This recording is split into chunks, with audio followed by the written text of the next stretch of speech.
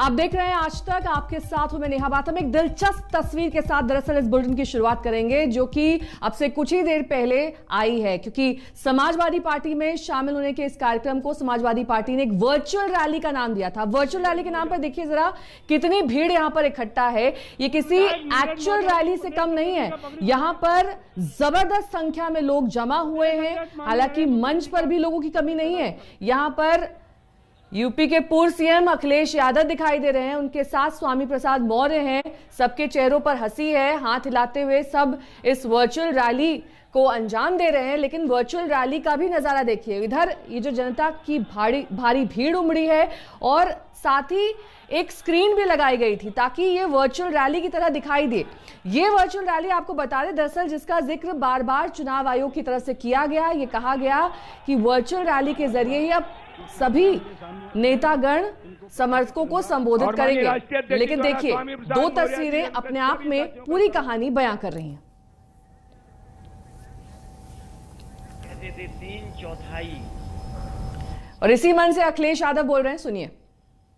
अभी कुछ दिन पहले हम लोगों ने कहा था कि मुख्यमंत्री जी कोई रटने वाला अध्यापक लगा लो जो आपको रटाए, क्योंकि 4.5 साल में आपने बिजली का कारखाने का नाम नहीं रट पाए। अब मुझे लगता है कि रटने के साथ साथ उन्हें गणित का भी अध्यापक रहना पड़ेगा। ये जो 80 और 20 की बात कर रहे हैं, 80% लोग तो समाजवादी पार्टी के साथ समर्थन में खड़े ही हो गए थे। उन समाजवादी पार्टी के साथ जो गठबंधन था उसके साथ खड़े ही हो गए थे। और जिन जिन लोगों ने आज मंच को देखा होगा, इस मैदान को देखा होगा और स्वामी प्रसाद मौर्य जी की बात सुनी होगी, 20% भी उनके खिलाफ हो गए होंगे। तो अब भारतीय जनता पार्टी का सफाया होना तय है, अब कोई रोक नहीं सकता। और जो लोग 3/4 की बात कर रहे थे, सच्चाई है कि वो 3 और 4 की सीट की बात कर रहे हैं।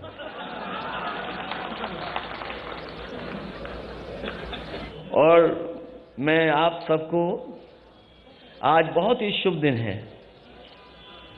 इधर नए साल के बाद ये त्योहार ऐसा है, बड़ी हर्षोल्लास के साथ मनाया जाता है। और हमें लगता है सरकार के लोगों को पहले ही पता लग गया था कि यहां पर स्वामी प्रसाद मौर्य जी के साथ, धर्मपाल सैनी जी के साथ, धर्म सिंह सैनी जी के साथ बड़ी संख्या में लोग आ रहे होंगे। हमारे मुख्यमंत्री पहले ही गोरखपुर चले गए, हालांकि उनकी किसी ने टिकट बुक कर रखी है। वो 11 तारीख की टिकट थी, लेकिन आप लोगों के आ जाने से आज ही वो गोरखपुर चले गए। और जरूरी है इन्हें वापस भेजना, इसलिए जरूरी है इन्हें वापस भेजना कि अगर पीछे मुड़ के देखें हम, तो उत्तर प्रदेश को इन्होंने बर्बाद कर दिया है। आज भारतीय जनता पार्टी के पास कोई ठोस उपलब्धि नहीं है।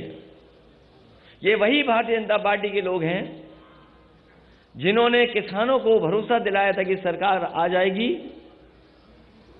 तो किसानों की आय दोगुनी हो जाएगी। यहां जितने लोग बैठे हैं सब किसान और किसानी से जुड़े लोग हैं। बताओ, आज की महंगाई में कहां किसानों की आय दोगुनी हो गई? और कोई फसल, किसी पैदावार को सरकार ने खरीदा नहीं। जिस समय किसान को खाद की जरूरत थी, ये खाद नहीं दे पाई सरकार। और हमारे किसान को अगर खाद मिल भी गई तो उन्होंने जब बोरी देखा होगा तो 5 किलो की चोरी हो गई उसमें से।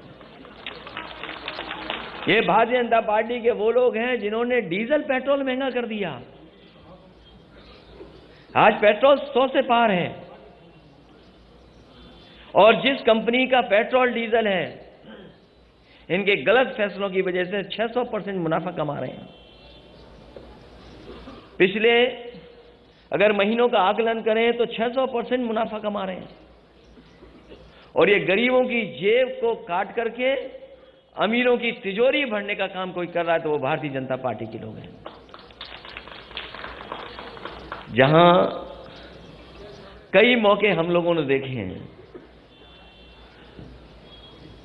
बहुत सी बातें अभी कही जा चुकी हैं, लेकिन हम ये कह सकते हैं कि जो गिनती हम लोगों ने बताई थी, मंच पे बैठे हुए लोग और यहां पर आए हुए सभी हमारे साथी, और जो लोग समाजवादी रास्ते पर हैं और अंबेडकरवादी लोग हैं, ये दोनों लोग मिलकर के हो सकता है आक्रोश का साथ ले लेंगे तो हो सकता है 400 सीटें भी ये गठबंधन जीत जाए,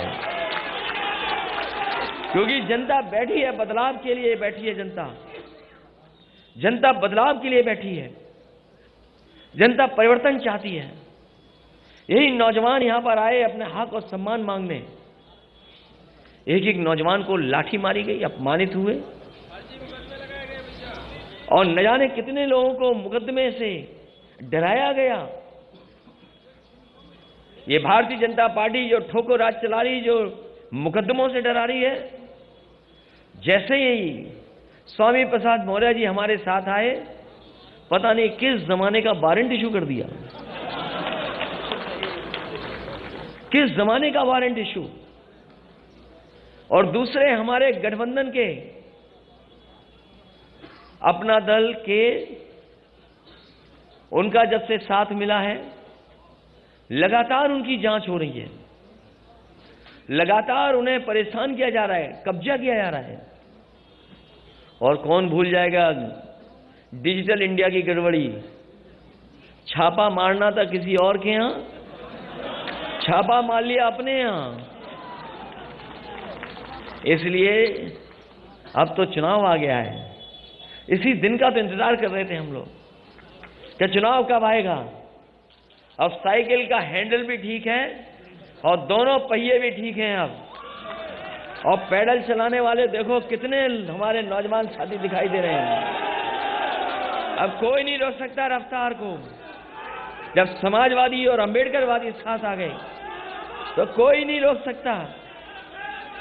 कई मौकों पर गुमराह किया गया, कई मौकों पर नफरत फैलाई गई, और कभी कभी आरोप लगाने का काम हुआ। ये लेटरल जो गिनती है, लेटरल जो एंट्री है, उस पर भारतीय जनता पार्टी नहीं बात करती।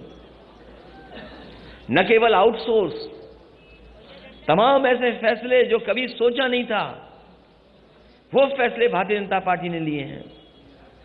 कई बार लोग कहते हैं ये सेमीफाइनल है। मैं आपसे कहना चाहता हूं ये सेमीफाइनल चुनाव नहीं है, ये सेमीफाइनल चुनाव नहीं है, यही फाइनल चुनाव है, यही फाइनल चुनाव है। हमने आपने देखा है कि अगर बच्चा कमजोर हो पढ़ाई में तो पूरे घर परिवार के लोग लग जाते हैं पढ़ाने में और रटाने में, और कभी कभी उसका सहयोग करने में। परीक्षा देने जाए तो उसमें भी सहयोग के लिए कभी कभी परिवार के लोग जाते हैं। ये जो उत्तर प्रदेश के बाबा मुख्यमंत्री हैं, फेल हो चुके हैं। कितने भी दिल्ली वाले आए, अब ये पास होने वाले नहीं है, क्योंकि जनता ने मन बना लिया है इनका सुपड़ा साफ होगा। और इस बार तो ऐसा बीजेपी वाले हिट विकेट हुए कि हमारे तमाम नेताओं की स्ट्रेटजी नहीं समझ पाए, वो स्ट्रेटजी नहीं समझ पाए। अगर स्ट्रेटजी समझ गए होते तो पता नहीं क्या करते वो लोग, न जाने कौन से डैमेज कंट्रोल में लग जाते।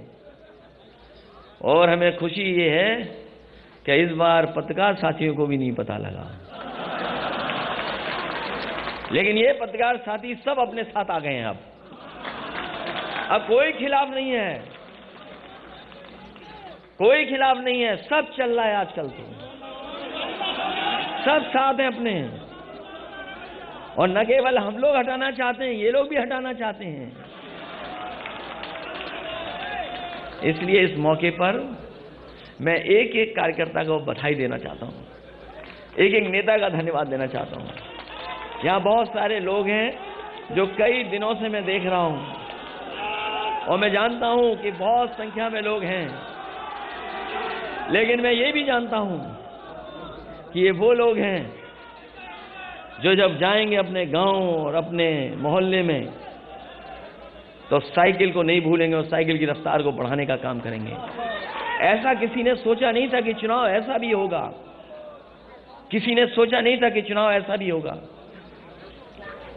ये जो वर्चुअल नाम आ गया कि वर्चुअल रैली होंगी, डिजिटल प्लेटफॉर्म से हम लोग अपनी बात कहेंगे, ये सही है कि वर्चुअल और डिजिटल में भी हम लोग जानते हैं चीजें, लेकिन जो ताकत हमारे कार्यकर्ताओं में फिजिकल है उसका कोई मुकाबला नहीं कर सकता। ये वर्चुअल और डिजिटल चलेंगे तो हम समाजवादी लोग डिजिटल, वर्चुअल और फिजिकल भी चलेंगे, घर घर गांव गांव जाएंगे, क्योंकि ऐसा चुनाव नहीं देखा किसी ने। कोई सोच सकता था कि पाबंदी लग जाएगी? बताओ, कोई सोचा था कि पाबंदी लग जाएगी? हम लोग इलेक्शन कमीशन के जो जो नियम है उनका पालन करेंगे, जो जो गाइडलाइंस है उनका पालन करेंगे, लेकिन इस भारतीय जनता पार्टी का हम लोग मौके पर फिजिकल मुकाबला करेंगे। यही ताकत है। इसलिए मैं कहता हूं ये चुनाव फाइनल है। किसी ने नहीं सोचा था क्या हो जाएगा कल, किसी ने नहीं सोचा था कि छापा पड़ेगा, किसी ने नहीं सोचा था कि मौर्य जी अपनी पूरी टीम के साथ आ जाएंगे।